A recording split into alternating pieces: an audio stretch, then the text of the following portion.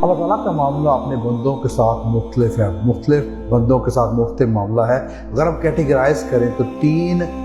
तीन किस्म की कैटेगरी की जा सकती है। पहली कैटेगरी में तो वो लोग हैं जो अल्लाह के बहुत करीब हैं, नेक हैं, जो कि खुद से परेशान हो जाते हैं अगर उन्हें परेशानी कोई देखने को ना मिले। उनको खौफ आता है कि अल्लाह ताला कहीं नाउज़ुबिल्लाह हमसे नाराज़ तो नहीं,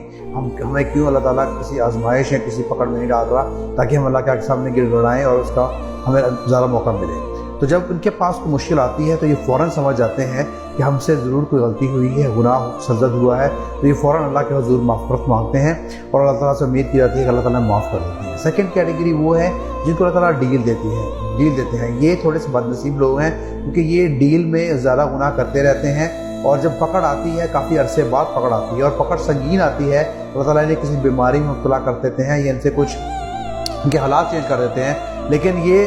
फिर अल्लाह की तरफ रुजू करते हैं और अल्लाह से माफ़ी मांगते हैं और उम्मीद की जाती है कि अल्लाह ताला इनको भी माफ़ कर देते हैं। तीसरी कैटेगरी वो है जो बहुत बदनसीब है, जिनको डील बहुत ज़्यादा दी जाती है, यहाँ तक डील दी जाती है कि वो गुनाहों में मुब्तला रहते हैं, अल्लाह ताला इनके गुनाहों पर पर्दा डाल देता है अल्लाह ताला, और ये अचानक से किसी हादसे में या किसी तरह से अपनी जान से हाथ धो बैठते हैं माफ़ी मांगे बगैर। ये सबसे बदनसीब लोग हैं और इन्हीं बदनसीबों में सबसे ज़्यादा गुनाहगार लोग आते हैं जो शिरक करते हैं, कुफ्र करते हैं, मरते दम तक अल्लाह से मग़फ़िरत की तौफ़ीक के बगैर ही